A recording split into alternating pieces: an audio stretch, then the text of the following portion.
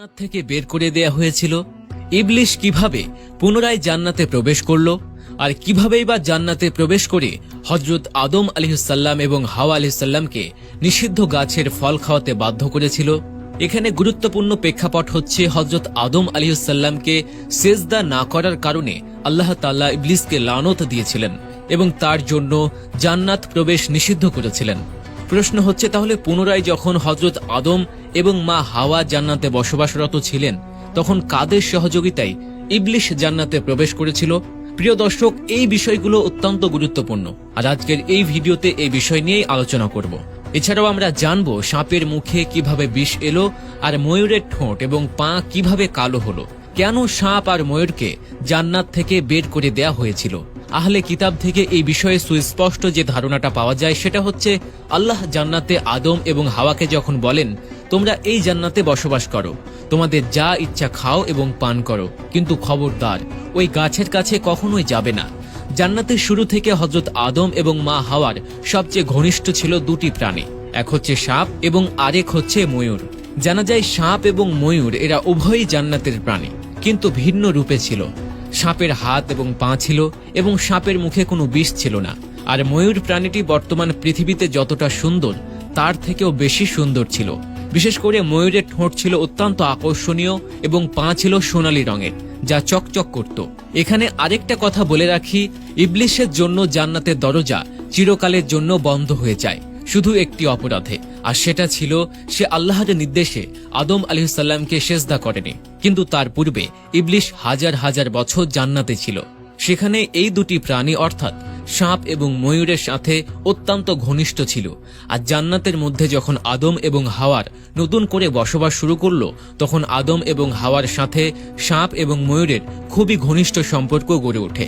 আল্লাহ রাব্বুল আলামিনের হুকুমেই এই সাপ এবং ময়ূর উভয়ই জান্নাতে প্রবেশ করতে পারত, আবার জান্নাত থেকে বের হতেও পারত। একদিন যখন সাপ এবং ময়ূর জান্নাতের দরজা দিয়ে বের হয়ে আসলো তখন তাদের সঙ্গে ইবলিশের সাক্ষাৎ হলো। শয়তান এদের দুজনকে বলল, আমাকেও তোমাদের সঙ্গে জান্নাতে নিয়ে যাও। তখন এই দুজন বলল, না না, আমরা এই কাজ কি করে করব? তুমি আল্লাহর লানত প্রাপ্ত হয়েছ, আমরা আল্লাহকে ভয় করি, তাই তোমাকে জান্নাতে নিয়ে যেতে পারবো না।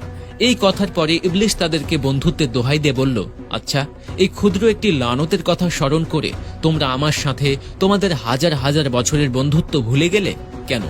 আমি কি হাজার হাজার বছর জান্নাতের মধ্যে মহান প্রভুর ইবাদতে মশগুল থাকিনি?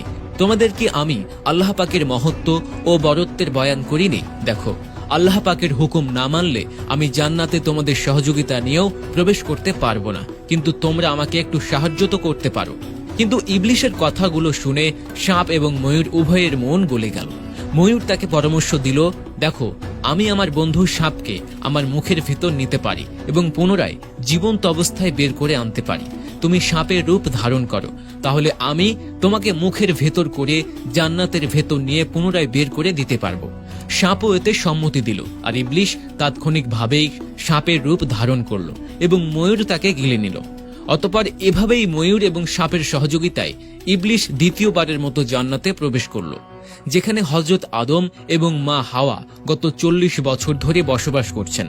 এদিকে আল্লাহ তাআলা 40 বছর পূর্বেই মা হাওয়া এবং আদম আলাইহিসসালামকে বলে রেখেছিলেন, ভুলেও তোমরা এই গাছের কাছে যেও না। অথচ ইবলিশ প্রথম দিন গিয়ে বন্ধুর সাপের রূপ ধারণ করে মা হাওয়া আলাইহিসসালামকে বললেন, আমি কি তোমাদেরকে এমন কোনো গাছের ফল খেতে বলবো না যে ফলটি তোমরা একবার আহার করলে আজীবনের জন্য তোমরা জান্নাতে স্থায়ী হয়ে যাবে? মহান প্রভু তোমাদেরকে এজন্যই এই ফল ভক্ষণ করতে নিষেধ করেছেন, কেননা এতে তোমরা ফেরেশতাদের অন্তর্ভুক্ত হয়ে যাবে আর জান্নাতে চিরকাল স্থায়ী হয়ে যাবে। যেহেতু জান্নাতের ভেতরে কোনো শয়তান থাকা সম্ভব ছিল না, তাই প্ররোচিত হয়ে গিয়েছিলেন এবং রব্বুল আলামিনের সেই সতর্কবাণী ভুলে গিয়েছিলেন মা হাওয়া আলাইহিসসালাম ও বাবা আদম আলাইহিসসালাম। তারা ভুলক্রমে সেই ফল খেয়ে ফেলেছিলেন শয়তানের প্ররোচনায়। হযরত আদম আলাইহিসসালাম সন্ধ্যায় জান্নাতের সেই বাগানে ফিরে আসলে মা হাওয়া তাকে গিয়ে বলেন, দেখো, আমাদের বন্ধু সাপ পরামর্শ দিচ্ছে আমরা যেন সেই ফলটি খেয়ে নিই, যে ব্যাপারে আল্লাহ রাব্বুল আলামিন নিষেধ করেছেন। দেখো, সে আমাদের গত 40 বছর ধরে ঘনিষ্ঠ বন্ধু, সে কখনোই আমাদের অকল্যাণ চাইতে পারে না, আর আল্লাহ পাকের হুকুম ছাড়া কিছুই হবে না। প্রিয় দর্শক, এর পরের ইতিহাস তো আমরা সবাই জানি। ফলস্বরূপ হযরত আদম আলাইহিসসালাম পরিচিত হয়েছিলেন এবং উভয়ের জান্নাতের নিষিদ্ধ গাছের ফল খাওয়া মাত্রই তাদের লজ্জাস্থান উন্মুক্ত হয়ে গেল। তারা লজ্জায় সরবে মুখ লুকানোর জন্য, তাদের লজ্জাস্থান ঢাকার জন্য জান্নাতের বিভিন্ন গাছের লতাপাতা ঢাকতে শুরু করলো। এ থেকে শিক্ষা হলো, শয়তান সব সময় শয়তানের রূপ নিয়ে আসবে না। শয়তান আপনার কাছে আপন ভালো বন্ধুর স্বরূপেও আসতে পারে। তাই আপনাকে অবশ্যই বন্ধু নির্বাচনে সাবধান হতেই হবে।